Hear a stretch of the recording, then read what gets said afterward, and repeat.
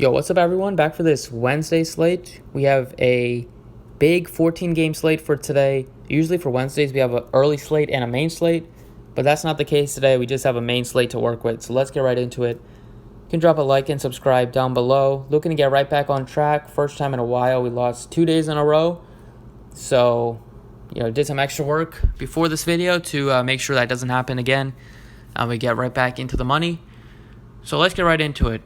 At pitcher today, there's two guys that I want to pay up for, Chris Sale and Walker Buehler. Figuring out which one you want to pay up for, is going to be the hard question here. I think Chris Sale is a better cash play just because he has a better track record. He has a decent matchup, even though he struggled against this Toronto team. He put up just 15 against them last start, and then on April 9th, he just put up .8. However, I think Chris Sale is going to have a big game today just to bounce back after a couple of rough starts. And I played him in both of those starts where he wasn't great.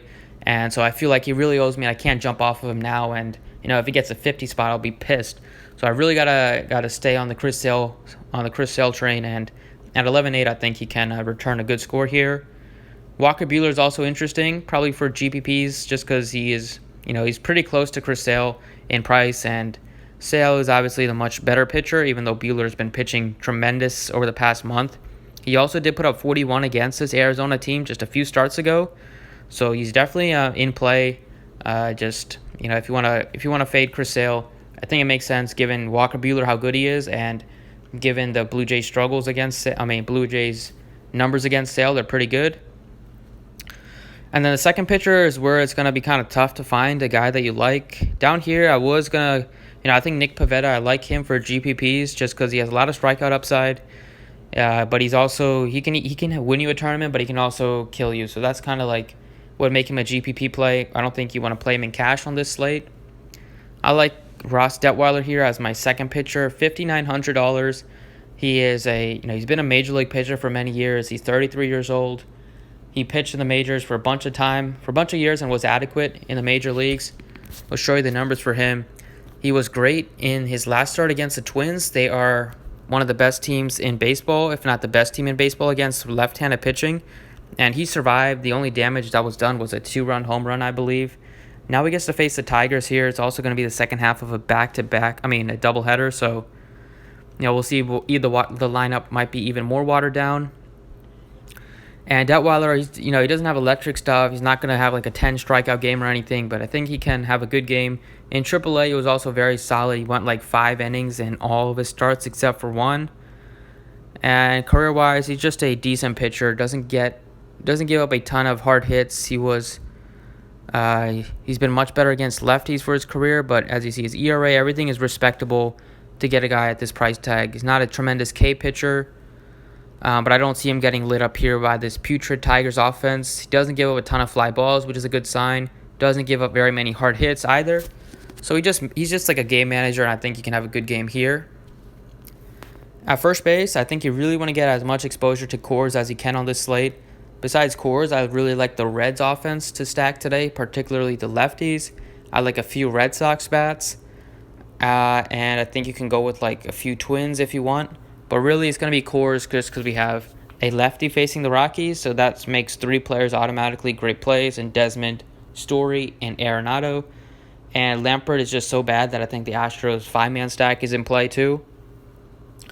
At first base, I'm going to go with Yuli Gurriel here. He's only $4,500 at a really nice price tag for playing in Coors here. Facing a righty, Gurriel's been heating up as of late. And this season, Gurriel's been much better against right-handed pitching than left-handed pitching.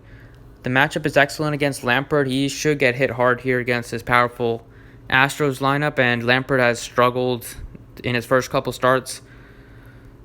This season, Gurriel's been good against right-handed pitching, 279 average. All 8 of his home runs have come against righties.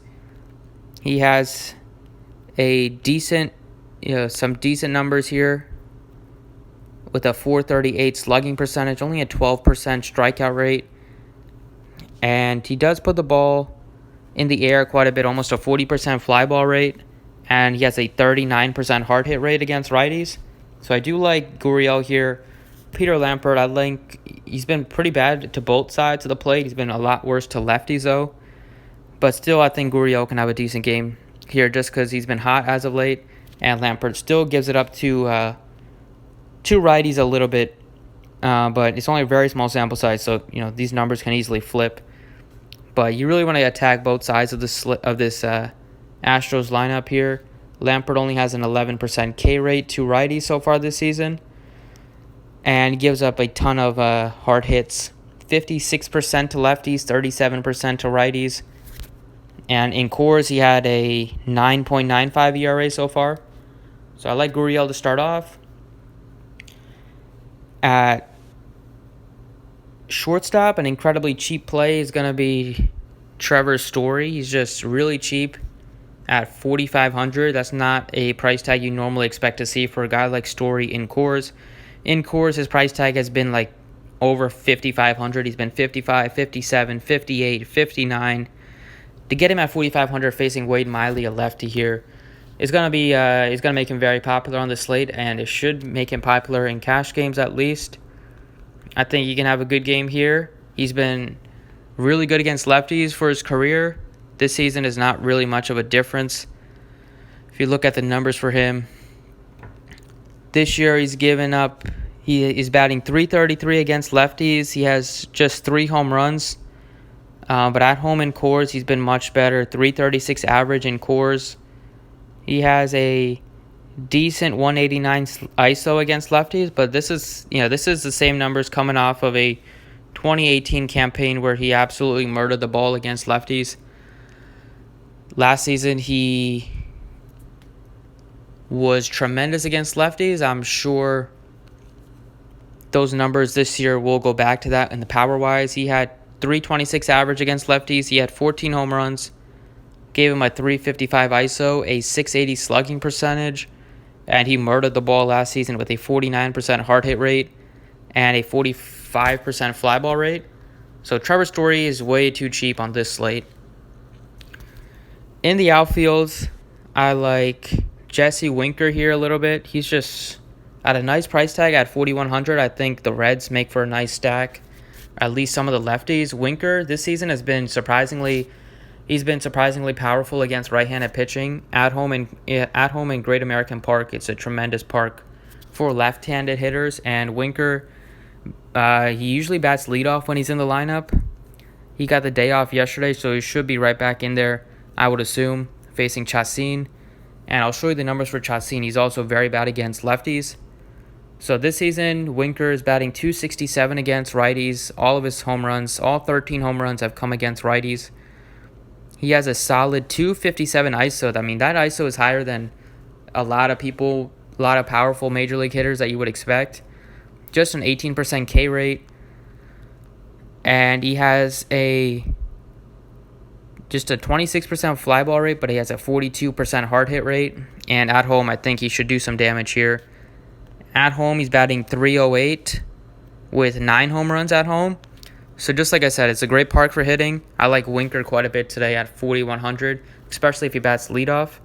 And Chacin has been getting killed against lefties. Not if you just look at the numbers in general, but if you look at the advanced numbers, he is very bad to lefties. He just doesn't strike very many of them out. So if you look at just the regular numbers, he's still pretty decently bad with a .449 slugging to lefties given up. But if you look at the advanced numbers right down here, he just has a 10.6% K rate. He has a 6.5 xFIP to lefties. He is given up a 51.4% hard hit rate to lefties. I love the spot for Jesse Winker today. And last but not least, you need another cheap outfielder. I like Jackie Bradley Jr. at just $3,500. He's starting to come into his own. Over the past couple weeks, he's been hitting the ball a lot harder. He's been having a bunch of multi-hit games lately. He has a little bit of speed with 6 stolen bases. And the Red Sox, I'm sure, are going to have one of the higher totals on the slate once they figure out who's going to be pitching. Bradley is much better against righties, as you would expect. Even though he's probably going to be batting near the bottom of the order, I still think you can get some nice return on a cheap salary like this at $3,500, especially because you want to be paying up for some of the expensive pitching and some of the expensive bats that we have in cores. So I think going with Jackie Bradley at 3,500, given how hot he's been, it makes sense. This season he's been pretty similar to both sides, lefties and righties, but he has 7 home runs against right-handed pitching. He has been really hot. In June, he batted .315. After only batting .148 in the first month, he's starting to heat up.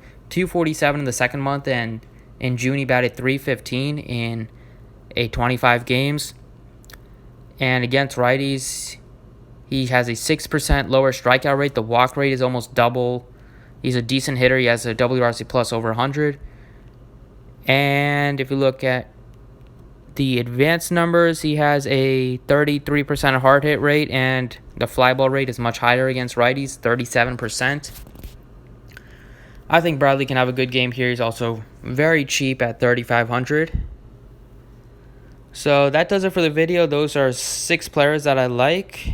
Thanks for watching. I appreciate it. Drop a like if you enjoyed, and good luck today.